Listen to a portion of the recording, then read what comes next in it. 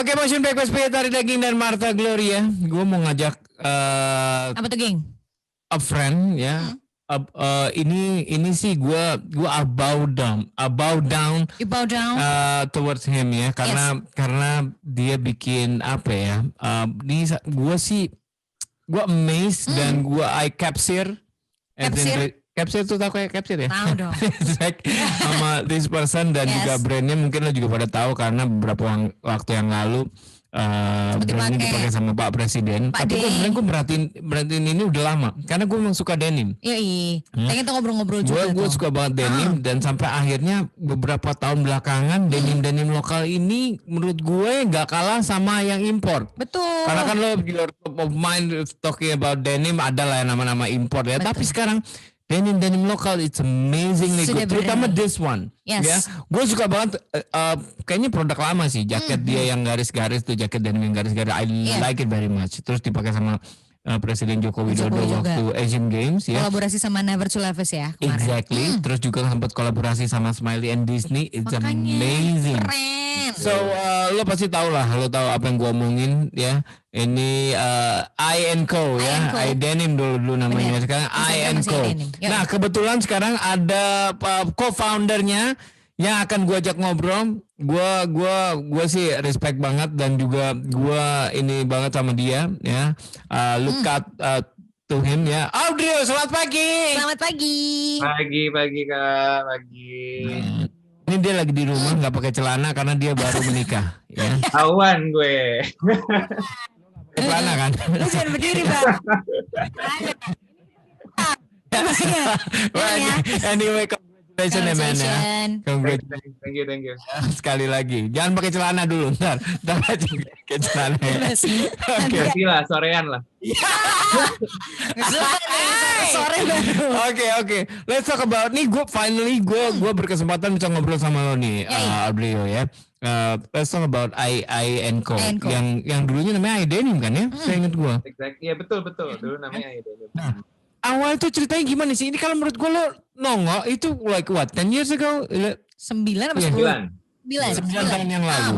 Di saat ini benar-benar brand-brand denim lokal lagi mulai naik nih ya. Mulai berani. I&Co terus barengan sama ada yang dari Bandung juga kalau nggak salah. Apa? Peter Says Denim. Denim terus ada satu lagi what something apa? Banyak banget. Pop Mix Pop. Nah, Pop Mix Pop ya. Itu kan. Nah, ini menurut gue ini menarik. Kalau lo sendiri awalnya gimana cerita ini? Berangkat dari apa ya, kita emang pertama gue berdua, jadi co-founder AI itu ada 3 sebetulnya. Siapa aja? Lo? Gue, Randi, sama namanya Oski satu lagi. Oke. 3 orang. Jadi awalnya itu gue sama Oski itu emang teman main, temen nongkrong lah. Terus kita melihat nih ada peluang gitu kan, emang kita demen pakaian, denim, fashion gitu. Terus kayak ada PSD, ada PMP, ada apa lagi ya, Mischief. Ya, Mischief betul. Ya. Dan emang kayaknya marketnya waktu itu masih gede banget kan. Ya udahlah, coba yuk kita coba. Dan kita juga berangkat awalnya juga ngobrol sama mereka ini, sama Peter dari Peter Says Denim. Iya. Terus Hand dari PMP kita ngobrol gitu. Emang kebetulan teman juga. Bisa ngobrol tuh lo kenal apa gimana sih? Perkumpulan apa gimana? Emang kenal. Jadi kalau Hand itu emang teman main gue juga. Jadi emang dulu gue sempat sering ke Bandung. Hand kan di Bandung kan. Jadi kita nongkrong bareng.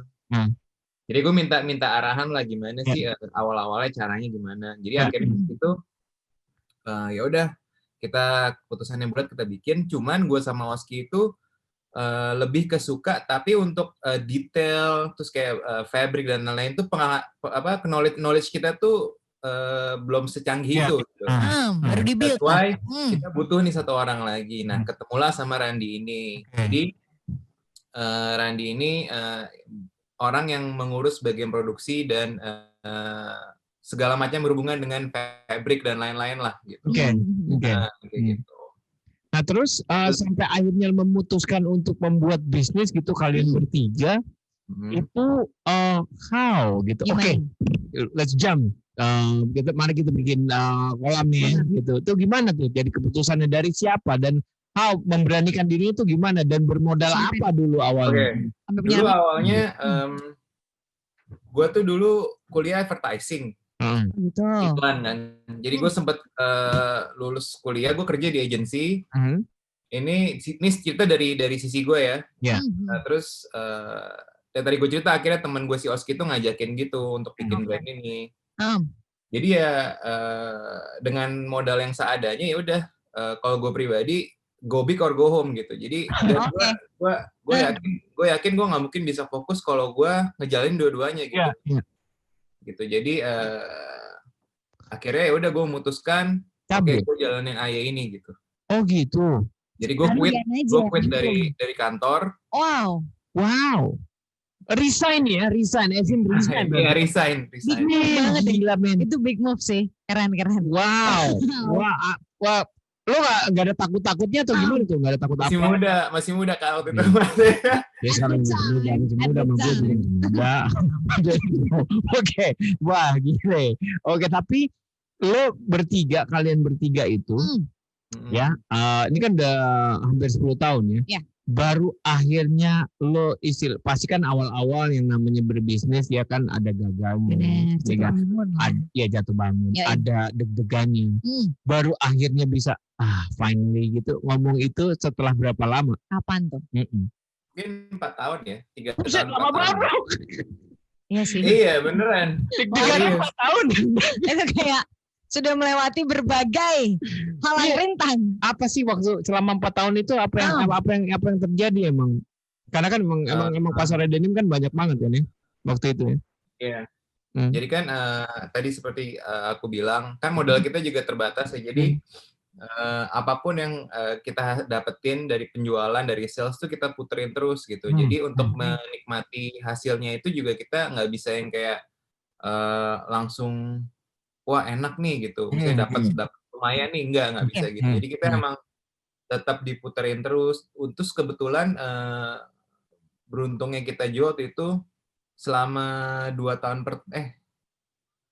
tahun pertama ya, itu kita nggak perlu sewa tempat karena ada tempat.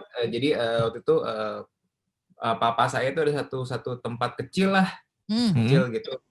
Katanya udah pakai aja katanya. Karena nggak dipakai. Sekalian gitu. Jadi kayak gudang, kantor, jadi satu deh numpuk deh ini kita numpuk semua gitu. Di situ semuanya dulu. Masa-masa itu ya. Terus how you build your brand jadinya? Membangun brandnya ini gimana jadi Denim? Karena kan membangun brand itu salah satu PR yang terpenting. Terutama di bisnis fashion industry ini gitu. Audrey, ini gimana build brandnya ini? Jadi emang pertama kita waktu itu berawal dari pemilihan konsep dulu ya. Konsep brandnya itu apa gitu. Jadi kita tuh memilih yang tuh lagi lumayan kontroversi yaitu Secret Society, terus New World Order, Ancient Secret, yang lumayan banyak pro dan kontra kan. Nah berangkat dari situlah kita bikin artikel-artikel dari Aya ini, dan setiap artikel kita beri nama dari Secret Society gitu. Kita edukasi juga ke customer kita, ke masyarakat, apa sih yang sebetulnya selama ini tuh going on di dunia ini yang berhubungan dengan Secret Society dan New World Order. Tapi respon mereka mau negatif atau positif itu terserah mereka. Kita pun juga nggak pro, kita juga nggak kontra. Kita hanya memakai kita sebagai media untuk edukasi gitu. Ya seperti itu. Jadi itu ya udah kemudian kita mulai bisnis itu juga awalnya juga nggak mikir sampai selama ini juga sih awalnya ya, emang iseng kan awalnya, cuman ya iseng yang membuahkan saya waktu itu jadi unemployed gitu, jadi ya mau nggak mau gue harus serius kan. Gimana dong? Iya. Being in the fashion industry itu kan agak sedikit kejam ya sebenarnya. Kalau lo nggak tough amat gitu, lo gulungnya cepat gitu. Iya kan? Kalau menurut lo, kenapa ini bisa jadi tetap berada di punya positioning yang cukup kuat gitu di fashion industry yang cukup kejam ini gitu? kalau lu juga punya tips boleh nih silakan. Karena kan banyak orang yang gue pengen ini, gue pengen bikin baju, ya gue pengen brand, gue bikin clothing line ya kan. Buru-buru ya banget. Kan? Ya Kanye gitu, Kanye gue rasa Kanye juga nggak gampang untuk bikin Yeezy dan lain-lain gitu ya. Nah tapi lo juga kalau punya tips boleh banget karena gue yakin masih banyak orang yang pengen punya clothing line, brand dan lain-lain gitu. Apa nih, Audrey? Yang pasti pertama itu alasan lo apa gitu. Your purpose untuk bikin brand ini apa? Kalau cuman sekedar lu mau cari duit, mau kaya, banyak kok cara lain sebetulnya. Gunung kali. Tapi terus tapi kenapa lo bikin brand, kenapa lo bikin clothing brand, nah itu apa alasan lo gitu, maksudnya reason dan purpose lo apa, pertama lo harus cari tahu itu.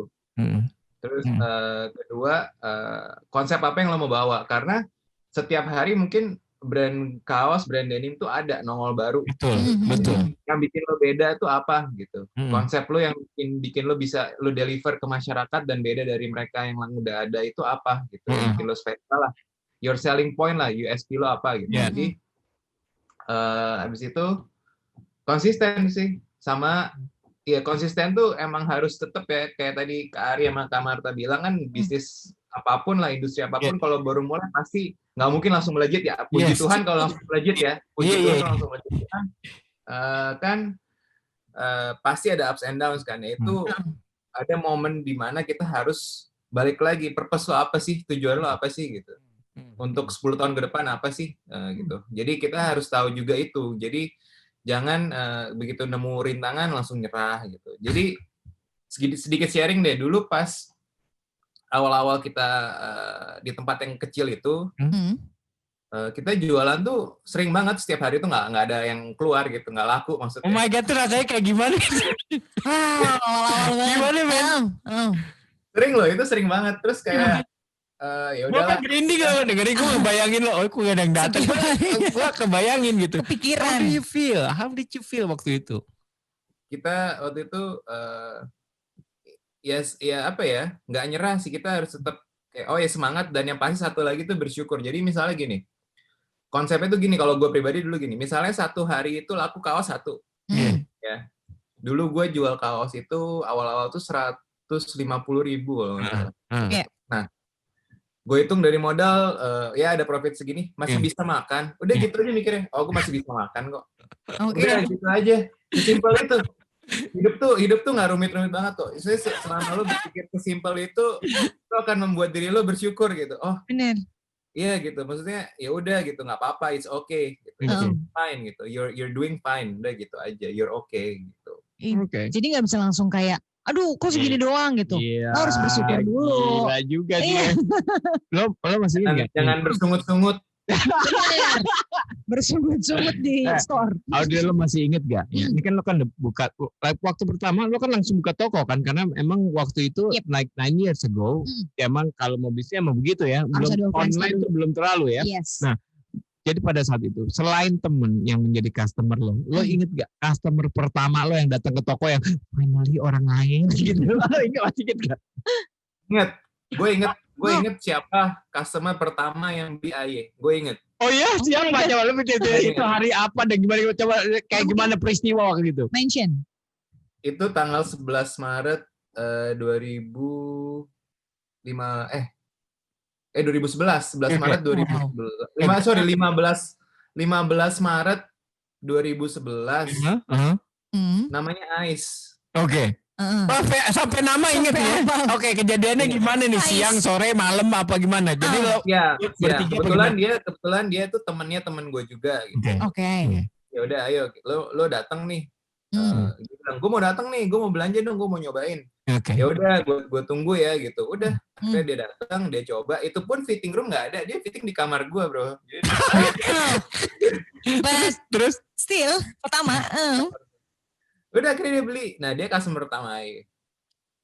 Sampai hari ini masih jadi customer gak? Masih. Jadi kayak beberapa bulan yang lalu sih dia beli, gue ingat. Oke. Wow, pasti inget kayak gini-gininya. Mestinya lo ada fotonya nggak sih? Dia ada. Fotonya gue nggak ada. Aduh, sayang banget. Momen pertama. Pada itu momen pertama ya, bond segala macam. Wow, this is amazing. Tapi sekarang, nah gue mau nanya, lo bisa collab sama brand-brand besar ya, kayak sama Smiley, sama Disney. Itu ceritanya gimana? Karena ini penting banget. Bener. Gitu. It's a big deal. Kalau untuk pertama kan Disney ya. Disney itu pertama itu jembatannya itu teman kita juga namanya Leonard Tio Sabrata. Jadi dia itu pertama bilang ini ada Disney Indonesia mau kolaborasi sama brand lokal gitu. Kemudian dikenalin dengan Pak Mokhtar. Itu dulu dia udah enggak sih, dulu dia direktur di Disney Indonesia. Jadi dari situlah kita berangkat desain, konsep dan lain-lain. Terus eksekusinya itu setahun, by the way. Wow. Jadi sampai kita, dari awal kita kita ngobrol, kita ketemuan, kita meeting rame-rame bareng brand-brand lain di kantor Disney, sampai akhirnya kita launching itu setahun jadinya. Buset, lama lumayan. It takes time. Ya, tapi kan tapi kan itu put your name even on the map lebih kan, karena collab sama Disney gitu waktu itu. Dan puji Tuhannya itu end resultnya itu more than we expected gitu. Karena emang dan itu jadi gini, produk ini sedikit sharing juga nih. Waktu itu produk tuh udah jadi semua nih. Tapi untuk launching itu butuh ibaratnya approval. Iya, green light dari Disney sama dari Leo dan si Pak Mokhtar itu kita bikin event di PI waktu itu, kita launching dan lain-lain. Kalian boleh launching online juga, di store juga, kita launching lah akhirnya. Itu di momen dimana kita itu waktu itu udah pindah kan ke tokonya, udah pindah, cuman kontrak udah mau habis. Iya. Kita nggak punya uang waktu itu. Terus? Jadi karena uang itu ketahan di situ gitu loh. Iya. Produk itu. Iya. Dan kita nggak bisa jualan gitu. Jadi udah kita akhirnya kita berdoa lah, semua kita berdoa, kita jualan, kita usaha sebaik mungkin. Uang itu akhirnya benar-benar bisa kita pakai untuk tempat baru. Gitu. Wow. Tempat baru itu dari hasil collab itu ya? Yes. Wow. Ini berarti sering deg-degannya ya, tapi sekarang kan udah nggak deg-degan. Iya. Iya kan? Sekarang udah nggak masih sih. Oke. Ini sedikit lagi. Karena gue penasaran, karena gue really, gue sebenarnya senang sekali memperhatikan bisnis fashion in the fashion industry, gitu ya. For a local brand, karena gue gini ngelihatnya Audrey, di Jepang local brand itu harganya bisa lebih mahal daripada brand-brand impor, bahkan yang terkenal sekalipun gitu ya. Malah lebih yang lokal brand. Benar sekali. Taruhlah kacamata gitu. Kacamatanya lokal brand di Jepang banyak banget yang harganya lebih mahal dari Prada gitu bahkan gitu ya. Nah, Aye di sini nih punya barang yang premium juga, dan menurut gue sekarang orang terutama anak-anak sekarang ya kalau beli udah nggak merhatiin lokal atau internasional, bahkan ada punya ini kesan local pride. Gue seneng banget gitu. Gue sangat happy, sangat bangga pakai barang-barang lokal. Gue akan happy banget kalau punya. Belum sempet nih, entar gue pasti beli Audi ya. Karena gue suka sama jaket itu. I will be so proud kalau gue pakai DM-an aja kali. Udah tenang aja, tenang aja, gue bokul. Nah, lo sampai menentukan harga yang cukup premium, a million more, itu menurut gue udah cukup premium ya buat local brand. Itu gimana memutuskannya? Gitu. Membedakannya gitu. Dan dia memutuskan berani kan nih pasar lokal, pasar gue beli gitu. Itu gimana caranya nih? Ini gue belajar nih, gue pengen tahu nih Audrey. Jadi sebetulnya gini, dulu awal untuk yang harga premium itu kita selalu punya sister brand namanya Vibonac. Namanya siapa? Vibonac Officina. Jadi itu sister itu lah. Nah, jadi itu yang premium lainnya. Yes. Gue pikir itu import, man. Karena bagus banget desainnya. Jadi untuk yang Aye sendiri itu sebetulnya masih di taraf 600, dari 200.000 sampai 600.000 lah. Kalau untuk yang sekitar lebih itu untuk yang Vibonac. Sebetulnya awalnya kita bikin Vibonac itu emang alter ego lah. Apa yang kita nggak bisa bikin di Aye, kita tuangin di situ. Cuman emang ada sedikit sisi marketingnya juga sih. Jadi kita bikin Vibonac ini tuh awalnya, begitu kita launching, orang lihat Vibonac itu sebuah brand baru gitu. Tapi begitu mereka lihat by AY & Co dan orang-orang yang belum tahu AY itu mereka penasaran apa sih AY? Oh, AY ini sebuah brand lain. Jadi maksudnya satu company lah AY dan Fibonak ini. Cuman harganya AY ini under Fibonak nih. Cuman ibaratnya kalau satu company pasti quality-nya mirip lah. Maksudnya nggak mungkin jauh. Nah, jadinya orang tertarik untuk beli AY orang-orang itu. Jadi dia tahu apa ya? Jadi ada yang lebih mahal untuk beli si AY ini gitu. Dan it works gitu. Tapi yang market Fibonak pun juga ada gitu. Jadi ada trust yang lo dapetin kalau misalnya dari Fibonak ke AY pun dari AY ke Fibonak juga pokoknya ini lah. Both ways lah. Gitu.